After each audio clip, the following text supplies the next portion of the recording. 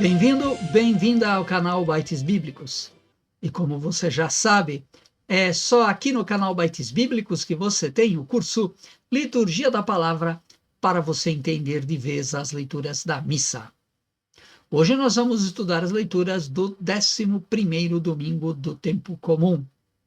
Mas antes, não se esqueça de deixar o seu like. Para você não custa nada, para nós tem um grande valor.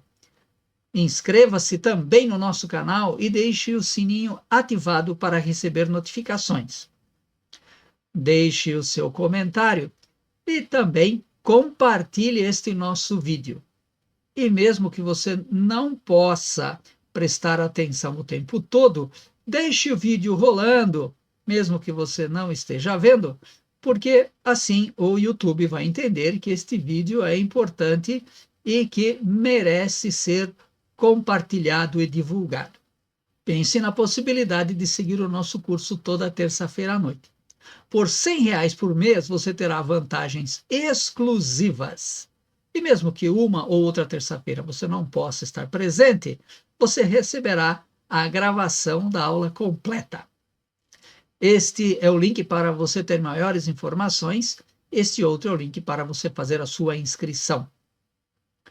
Colabore com o nosso canal, com um depósito nesta chave Pix, quanto você puder, quanto você quiser, e já vai nos ajudar e muito para continuarmos produzindo estes vídeos.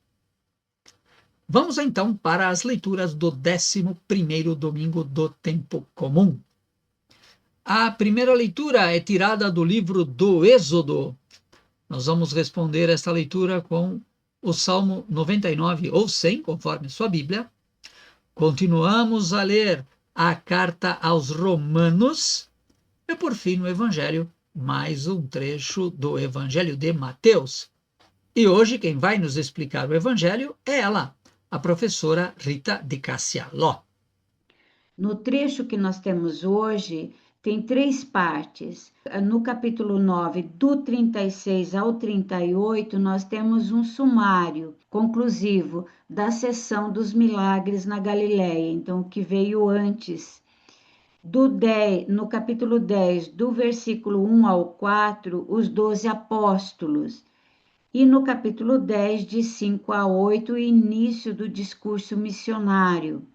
No 9, 36, 38, esse sumário que nós estávamos falando, sumário conclusivo, é da sessão dos milagres na Galileia. O versículo 35 foi omitido, que dá um resumo da viagem missionária de Jesus. Jesus chega à conclusão de que precisa enviar os missionários e talvez as missionárias, mesmo que não apareça no texto bíblico. No versículo 36, as multidões são como ovelhas sem pastor. Essa imagem, ela vem do Antigo Testamento.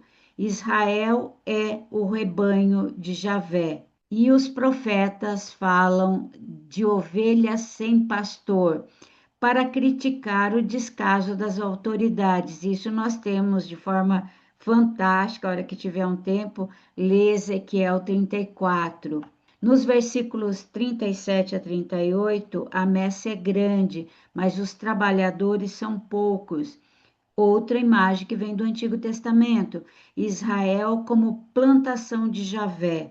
A imagem da messe está ligada ao cumprimento dos tempos. Chegou o momento da colheita, mas essa lavoura é muito grande. Para evitar que se perca os frutos, é necessário recrutar colaboradores. No capítulo 10, no bloquinho de 1 a 4, que apresenta os apóstolos, Jesus envia os seus 12 discípulos e lhe dá autoridade, diferente de Marcos e Lucas. Em Mateus, Jesus tem só estes. Aqui a questão é o número 12, né? O número 12 remete às tribos de Israel, a totalidade do povo eleito. Os 12 representam a totalidade dos discípulos de Jesus. Ninguém está dispensado. No versículo 2, os discípulos passam a ser apóstolos, enviados. Eles agora são estagiários, vão aprender na prática. Alguns nomes recebem um qualificativo. O grupo de seguidores de Jesus é muito heterogêneo, olha só. Um publicano, um cananeu, talvez um guerrilheiro, tal do Iscariotes, uma variação de sicário. Então, também isso serve para a gente, se pegar cada um dos discípulos ou dos apóstolos, nós vamos perceber que não era gente santa, era gente comum, com problemas, muitas vezes rejeitados, impuros, segundo a tradição de Israel. Nos versículos de 5 a 8, o início do discurso missionário. Então, nós temos no início do discurso, Jesus define os parâmetros da missão, o público-alvo, o conteúdo do anúncio e como se comportar. Então, o público-alvo, somente as ovelhas perdidas de Israel. São as ovelhas sem pastor, lá que apareceu no capítulo 9, falava que é a imagem do Antigo Testamento. Ficam explicitamente excluídos gentios e samaritanos. É importante que os discípulos façam primeira experiência entre seu povo, do que se meter com o samaritano, que judeu não aceita samaritano, mas os samaritanos também não aceitam judeus. Então, para quem está iniciando, melhor dentro, até para pegar experiência entre seu povo. Os estagiários devem evitar críticas ligadas a leis de pureza, né? No versículo 7, conteúdo do anúncio: o reino dos céus está próximo, não só no tempo, mas também no espaço. É agora, é aqui. No versículo 8 e o 9, que foi omitido da nossa leitura de hoje, como devem se comportar? Realizar milagres que devolvem a dignidade às pessoas, né? Fazer tudo com gratuidade, sem buscar lucro pessoal. Para!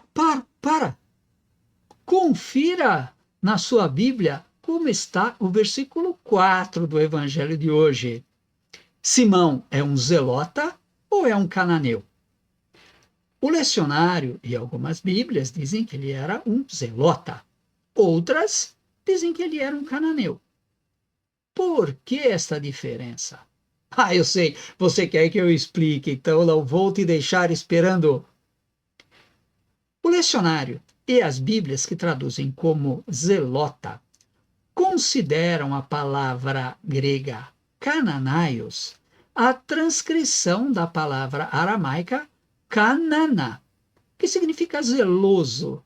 E então faz sentido dizer que Simão era um zelota, um membro daquele grupo de guerrilheiros que faziam alguns pequenos atentados e que eram contrários a Roma. E aí a gente vê com que tipo de gente Jesus andava. Com um publicano, um coletor de impostos, que cobrava imposto a favor de Roma, um zelota, que era contrário a Roma e, portanto, deveria ter uma raiva do publicano, e até um sicário, lembra? Judas Sicariotes, um zelota extremista, ainda mais violento. Fala a verdade, eu acho que este vídeo agora merece um joinha, não merece? E merece também, coloca aí nos comentários qual é a tua Bíblia e lá está o quê? Simão era um zelota ou era um cananeu? E agora sim, podemos ir para a primeira leitura tirada do livro do Êxodo. O trecho de hoje prepara a teofania do Sinai, que é os versículos 16 a 25.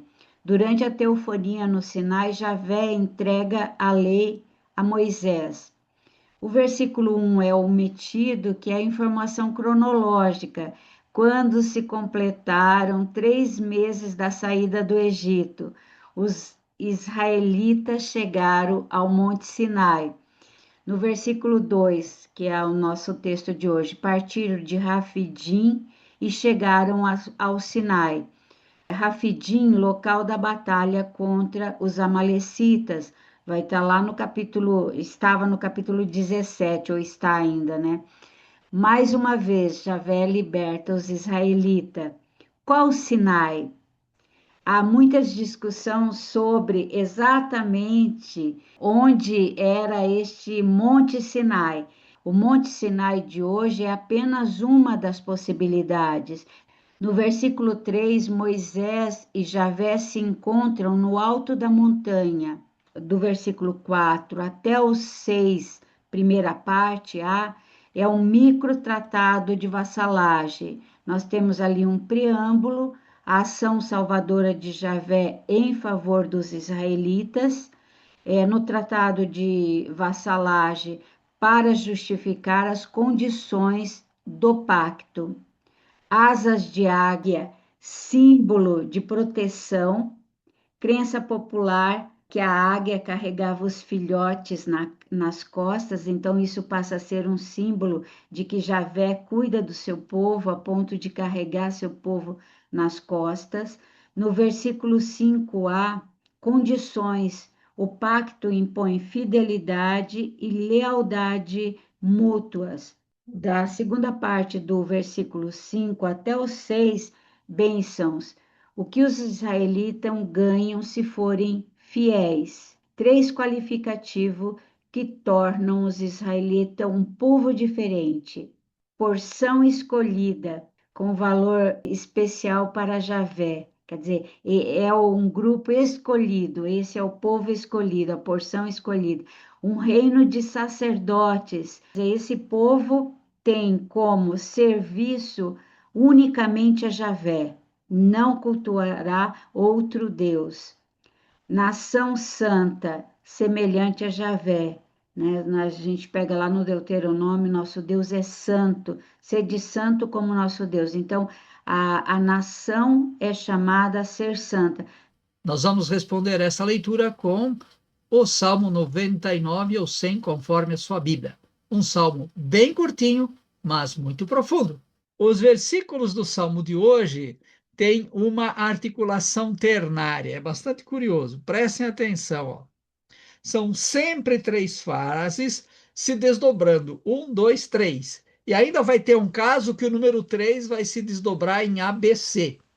E, além disso, nos salmos se alternam as ações da comunidade, que aí está pintado de azul, e quem é Deus, que está pintado de amarelo. As ações da comunidade, pintadas em azul, têm verbos no imperativo.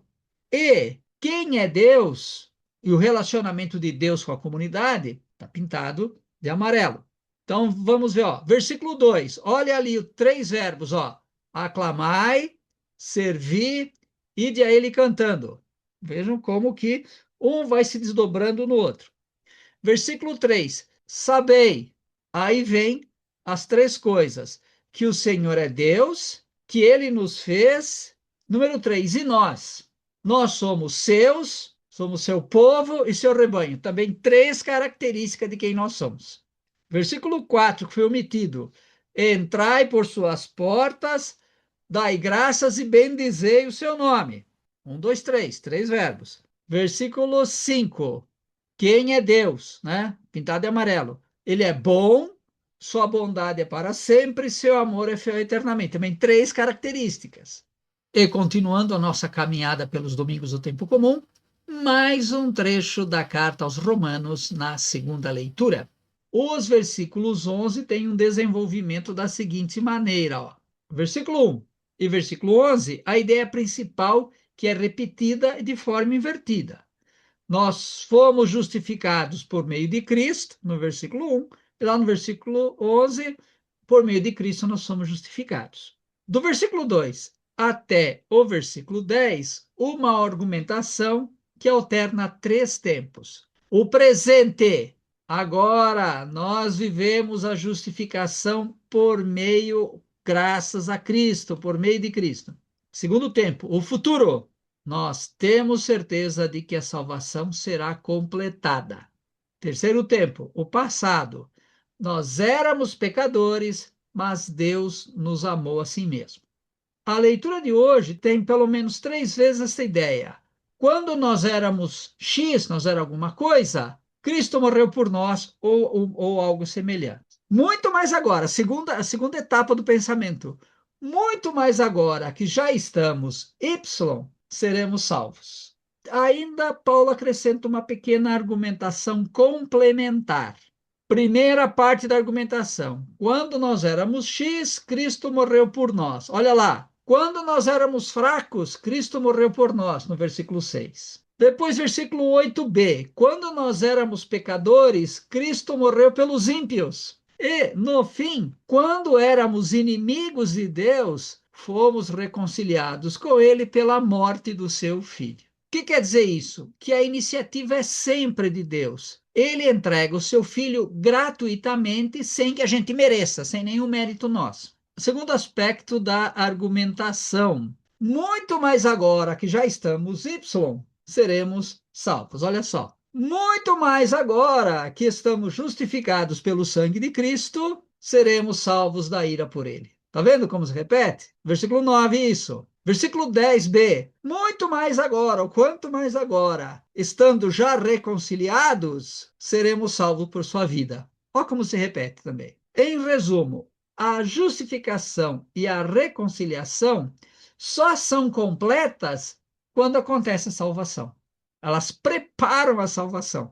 E aí vem o que sobrou, a argumentação complementar em dois momentos. Versículo 7 até 8b é uma argumentação no negativo, sobre a medida do amor de Deus. Ninguém se sacrifica por um injusto. E no versículo 11, uma argumentação complementar no positivo, sobre o efeito do amor de Deus em nós. Nós nos gloriamos em Deus, porque em Cristo já temos a reconciliação. Tenho certeza que você já fez algumas ligações entre estes textos, mas vamos deixar tudo às claras bem agora. O Evangelho e a primeira leitura têm uma entrega de missão. O Evangelho, Jesus confia aos 12 a missão de anunciar o reino. E na primeira leitura, Javé confia aos israelitas uma missão sacerdotal: sereis para mim um povo de sacerdotes, uma nação santa. Por outro lado, é interessante que tanto Javé como Jesus têm compaixão do povo, diz que tem compaixão, porque na primeira leitura nós vemos toda aquela história do povo que Deus tirou do Egito, e Jesus começa dizendo, o evangelho começa dizendo que ele sentiu pena do povo que era como ovelhas que não têm pastor. Na primeira leitura e no Salmo, e depois vai sobrar alguma coisinha para o evangelho também, Israel é o povo de Javé. Está explicitamente, né?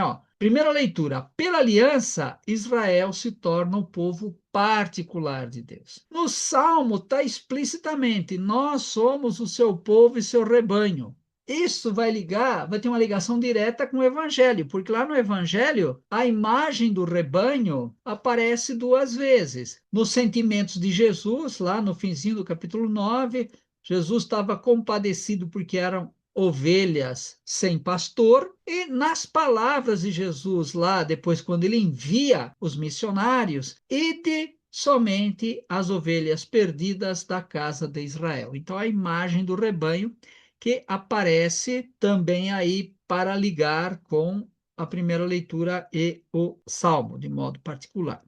Agora, e a segunda leitura? A segunda leitura, com relação às outras, está ligada pela bondade gratuita, tanto de Deus como de Jesus. Olha só, na segunda leitura, Paulo diz, né, quando nós éramos fracos, quando nós éramos pecadores, quando nós éramos inimigos de Deus. Quer dizer, Deus não tinha nada para ganhar e nos salva. Deus entregou o próprio Filho à morte. Primeira leitura, Javé faz gratuitamente uma aliança com os israelitas. Aquilo que a Rita dizia, Javé não ganha nada. O Salmo vai repetir lá no finzinho, Javé é bom e fiel eternamente. Essa bondade de Javé que é eterna, que é gratuita.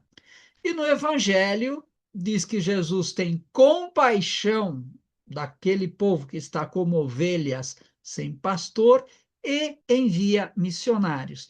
Jesus vê que a messe é grande, são poucos os funcionários, e envia estagiários para trabalhar na messe. Os missionários devem anunciar o reino de Deus gratuitamente, fazer as coisas com alegria, sem buscar interesses próprios.